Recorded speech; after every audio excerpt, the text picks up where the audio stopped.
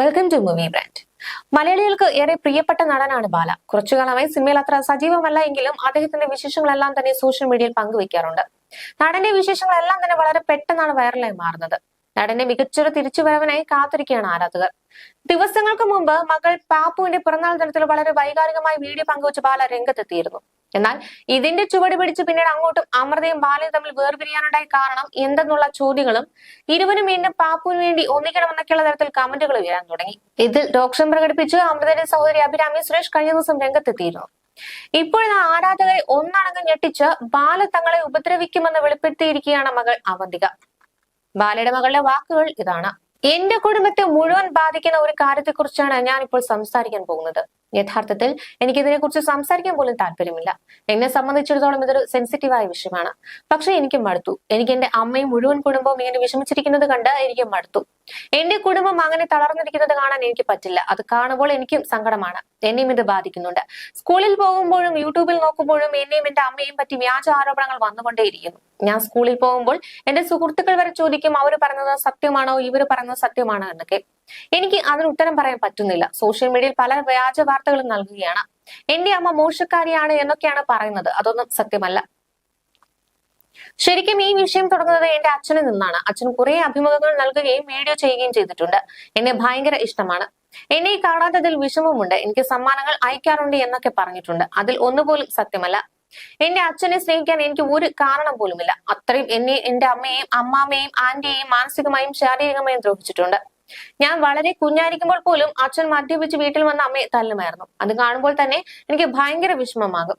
ഒരു കാരണവുമില്ലാതെയാണ് മദ്യപിച്ച് അമ്മയെ തല്ലിക്കൊണ്ടിരുന്നത്.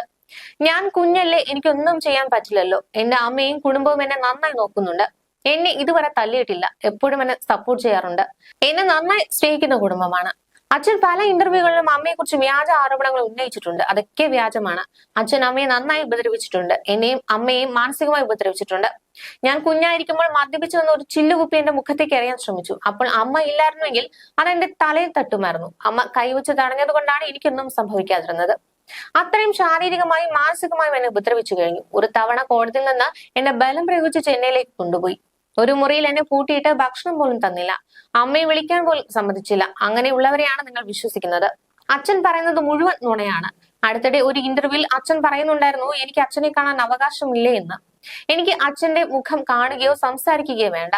എന്നെ ഇത്രയും ഇഷ്ടമാണെന്ന് പറയുന്ന ആൾ ഒരിക്കലെങ്കിലും എന്നെ വിളിച്ചിട്ടുണ്ടോ? അല്ലെങ്കിൽ ഒരു കത്തോ സമ്മാനമോ എന്തെങ്കിലും അയച്ചിട്ടുണ്ടോ? ഒന്നുമില്ല. ഒരു ഇന്റർവ്യൂവിൽ അച്ഛൻ പറയുന്നുണ്ടായിരുന്നു, വയ്യാതിരുന്നപ്പോൾ ഞാൻ അവിടെ പോയി ലാപ്ടോപ്പും കളിപ്പാട്ടങ്ങളും ആവശ്യപ്പെട്ടിരുന്നെന്ന്. ഞാൻ എന്തിനാണ് അങ്ങനെയൊക്കെ ചോദിക്കുന്നത്? എനിക്ക് നിങ്ങളുടെ ഒരു സാധനവും വേണ്ട. ഞാൻ അവിടെ പോയത് തന്നെ അമ്മ പറഞ്ഞത് കൊണ്ടാണ്. പോകാൻ എനിക്ക് ഒട്ടും താല്പര്യമുണ്ടായിരുന്നില്ല.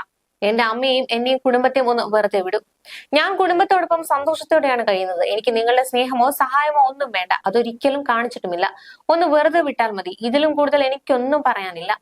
എന്റെ അമ്മ എന്നെ കൊണ്ട് നിർബന്ധിച്ചിട്ടാണ് ഇങ്ങനെ ഒരു വീഡിയോ എടുപ്പിക്കുന്നതെന്ന് നിങ്ങൾക്ക് തോന്നുന്നുണ്ടാകും. എന്നാൽ എന്റെ അമ്മ ഇവിടെയില്ല. ഇങ്ങനെ ഒരു വീഡിയോ അമ്മ തന്നെ ഇടണമെന്ന് ഞാൻ അമ്മയോട് പറഞ്ഞതാണ്. എന്നാൽ അമ്മയ്ക്ക് എന്നെ കേസിലേക്കോ ഇങ്ങനെ ഒരു വിഷയത്തിലേക്കോ വലിച്ചിടാൻ താല്പര്യമില്ല. എനിക്കും അടുത്തു.